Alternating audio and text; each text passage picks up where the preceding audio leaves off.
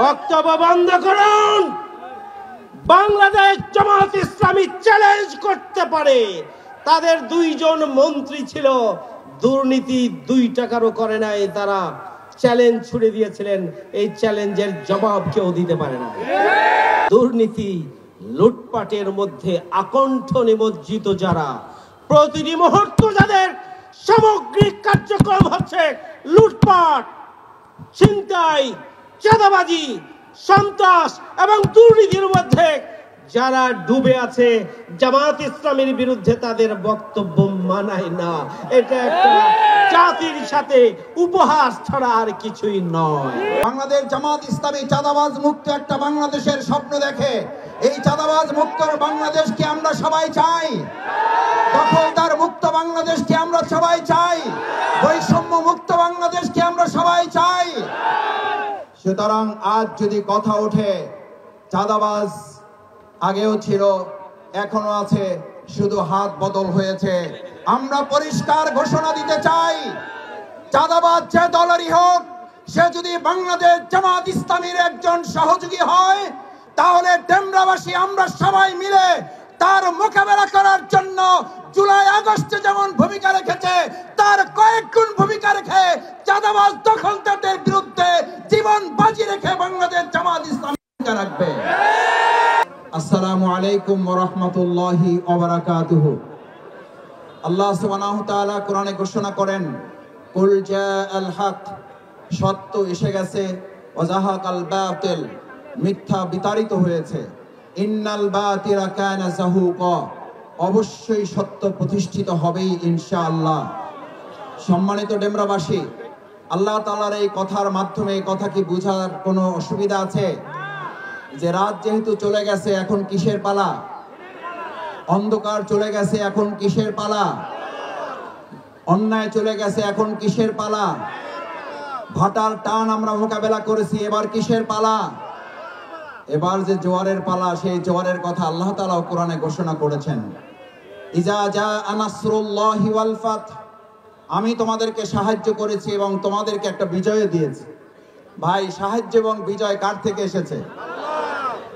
আমাদের এখন এই জুলাই আগস্টের গণ অভ্যুত্থান যারা উপভোগ করছেন, তারাও স্বীকার করেন, উত্তরা থেকে যাত্রাবাড়ি ডেমরা এই অঞ্চলের আমাদের ভাইয়েরা যেমন জীবন বাজি রেখেছেন, শহীদ হয়েছেন, হাত দিয়েছেন, পা দিয়েছেন, একই সাথে এই যাত্রাবাড়ি এবং উত্তর অঞ্চলের এমন মানুষদেরকে, এমন সব সৈন্যবাহিনীদেরকে, এমন সব সেই জালিমদেরকে মোকাবেলা করার মানুষ এই রাজপথে দেখা গেছে, যাদেরকে কেউ অতীতেও দেখে নাই, ওই ভবিষ্যতেও আর দেখার কথা কল্পনা কেউ করে না।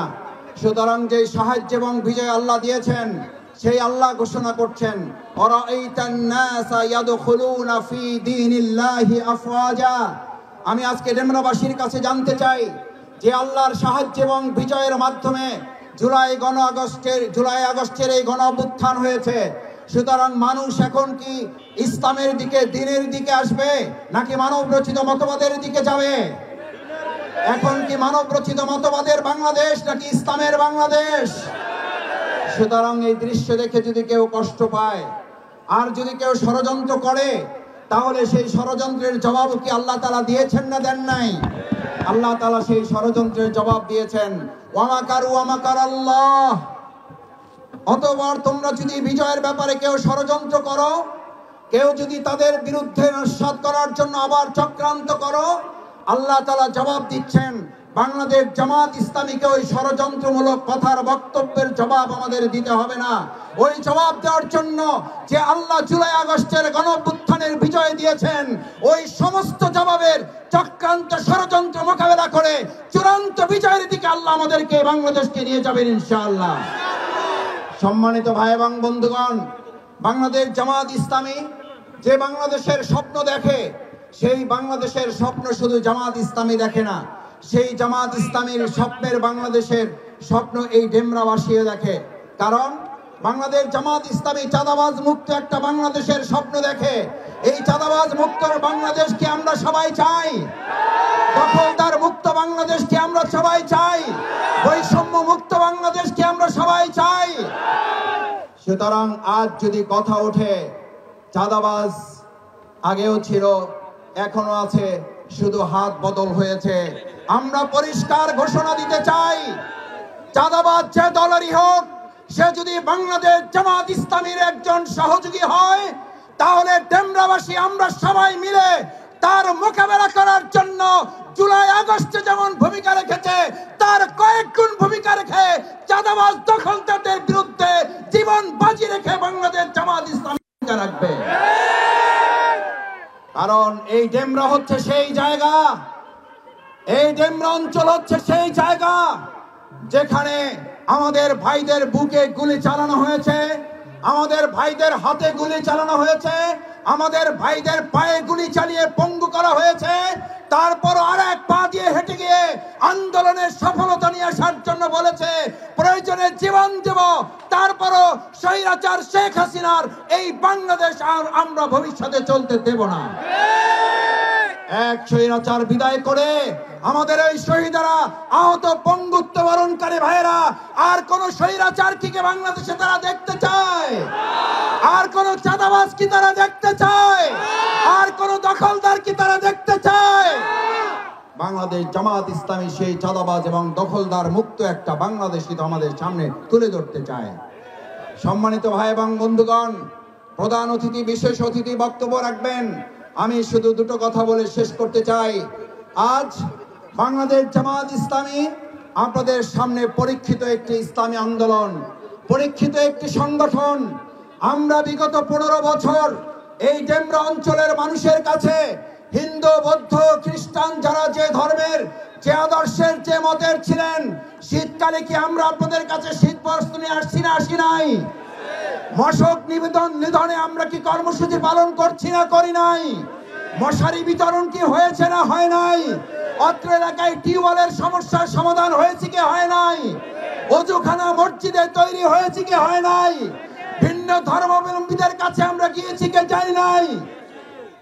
আজ ডেমরা অঞ্চলের এই জনগণের কাছে জানতে চাই, বিগত 15 বছর আমাদেরকে হত্যা, গুম, খুন, ফাঁসিতে ঝুলানোর পরও যদি আমরা আপনাদের পাশে থাকায় পরীক্ষায় উত্তীর্ণ হই, আগামী দিনে যে কোনো ষড়যন্ত্র, দখলদার, চাঁদাবাজ মোকাবেলায় আজ যদি জামাত ইসলামী সিদ্ধান্ত নেয়, আপনারা কি জামাতের সাথে থাকতে রাজি আছেন? রাজি আছেন সবাই? আসুন আমরা সেই প্রিয় বাংলাদেশ বিনির্মাণে আমাদের এই ডেমরা অঞ্চল জুলাই আগস্টের যে ঐতিহাসিক ভূমিকা পালন করেছেন, সেই ঐতিহাসিক ভূমিকার অগ্রযাত্রায় আগামী দিনে ৭১-এর চেতনাকে বিক্রি করার জন্য আর একটি রাজনৈতিক দল নতুন করে তাদের বক্তব্য এবং স্টেটমেন্ট দিচ্ছেন। আপনাদের চাঁদাবাজি, টেন্ডারবাজি ৫ই আগস্টের পরে আমরা তালিকা করে রেখেছি। বক্তব্য যদি বন্ধ না করেন, তাহলে বাংলাদেশের একটা ওয়ার্ডের দখলদারিত্ব যদি আজকে সোশ্যাল মিডিয়ায় আসে, জনগণ আপনাদেরকে ধিক্কার দিবে। বক্তব্য বন্ধ করুন, বক্তব্য বন্ধ করুন। বাংলাদেশ জামাত ইসলামী চ্যালেঞ্জ করতে পারে। তাদের 2 জন মন্ত্রী ছিল, দুর্নীতি 2 টাকারও করে নাই, তারা চ্যালেঞ্জ ছুড়ে দিয়েছিলেন। এই চ্যালেঞ্জের জবাব কেউ দিতে পারে না। দুর্নীতি, লুটপাটের মধ্যে আকণ্ঠ নিমজ্জিত যারা, প্রতিটি মুহূর্ত যাদের সামগ্রিক কার্যক্রম হচ্ছে লুটপাট, ছিনতাই, চাঁদাবাজি, সন্ত্রাস এবং দুর্নীতির মধ্যে যারা ডুবে আছে, জামাত ইসলামের বিরুদ্ধে তাদের বক্তব্য মানায় না। এটা একটা জাতির সাথে উপহাস ছাড়া আর কিছুই নয়। আসসালামু আলাইকুম ওয়া রাহমাতুল্লাহি ওয়া বারাকাতুহু। সংগ্রামী ভাইয়ের আমার, ৫ই আগস্টের ঐতিহাসিক গণবিপ্লবের মধ্য দিয়ে ফ্যাসিস্ট আওয়ামী অপশক্তি বাংলাদেশ থেকে পালিয়ে যেতে বাধ্য হয়েছে। বাংলাদেশের জনগণ মুক্ত, স্বাধীন, বাংলাদেশের জনগণ কথা বলার সুযোগ পেয়েছে, মত প্রকাশের সুযোগ পেয়েছে, সভা সমাবেশের সুযোগ পেয়েছে। বাংলাদেশের জনগণ নিজের পায়ে দাঁড়াতে শিখেছে। সংগ্রামী ভাইয়ের আমার, 1971 সালে এদেশের দামাল ছেলেরা নিজেদের জীবন দিয়ে দীর্ঘ 9 মাস লড়াই সংগ্রাম করে বাংলাদেশকে একটি স্বাধীন রাষ্ট্র হিসাবে প্রতিষ্ঠিত করেছিল। কিন্তু এই স্বাধীনতার চেতনার ধ্বজাধারী যারা স্বাধীনতা আন্দোলনে এককভাবে ভূমিকা পালন করেছিলেন বলে এতদিন সোল এজেন্ট হিসাবে দাবি করে এসেছিলেন, সেই আওয়ামী লীগের হাতেই বাংলাদেশের এই স্বাধীন রাষ্ট্রের যে মূল শক্তি, সার্বভৌম শক্তি, সেটি প্রতিবেশী রাষ্ট্রের হাতে বর্গা দেওয়া হয়েছিল। সংগ্রামী ভাইয়ের আমার, দীর্ঘ 53 বছরের জুলুম, নিপীড়ন, নির্যাতনের মধ্যে দেশের জনগণ বসবাস করেছে। ওই 71-এর চেতনার নামে বাংলাদেশকে বিভক্ত করা হয়েছিল। 71-এর চেতনার নামে ইসলামের বিরুদ্ধে ষড়যন্ত্র করা হয়েছিল। 71-এর চেতনার নামে জামাত ইসলামীকে নিষিদ্ধ করা হয়েছিল। 71-এর চেতনার নামে রাজনৈতিক দল, ইসলামী রাজনৈতিক দল নিষিদ্ধ করা হয়েছিল। 71-এর চেতনার নামে বাকশাল গঠন করে সব রাজনৈতিক দলগুলোকে নিষিদ্ধ করা হয়েছিল। 71-এর চেতনার নামে 2-3টি মিডিয়া পত্রিকা, দলীয় পত্রিকা রেখে সমস্ত পত্রিকাগুলোকে বন্ধ করে দেওয়া হয়েছিল। ওই 71-এর চেতনার নামে বাংলাদেশের ইসলাম প্রিয় জনগণকে বাংলাদেশ থেকে নিশ্চিহ্ন করার জন্য ষড়যন্ত্র করা হয়েছিল। 71-এর চেতনার নামে বিচার ব্যবস্থাকে দলীয়করণ করা হয়েছিল। আইন শৃঙ্খলা বাহিনীকে দলীয় বাহিনীতে পরিণত করা হয়েছিল। 71-এর চেতনার নামে ব্যাংক লুট করা হয়েছিল। বাংলাদেশের অর্থ ব্যবস্থাকে নিঃশেষ করে দেওয়া হয়েছিল। 71-এর চেতনার নামে সিরাজ শিকদারকে হত্যা করা হয়েছিল। 71-এর চেতনার নামে বাংলাদেশের সম্পদ লুটপাট করে স্বাধীনতা পরবর্তী প্রতিবেশী রাষ্ট্রের কাছে দিয়ে দেওয়া হয়েছিল। আজকে আওয়ামী লীগ বিতাড়িত হয়েছে। ওই 71-এর চেতনাকে বিক্রি করার কারণে জনগণ তাদেরকে ঝেঁটিয়ে বাংলাদেশ থেকে তাড়িয়ে দেওয়ার ব্যবস্থা করেছে।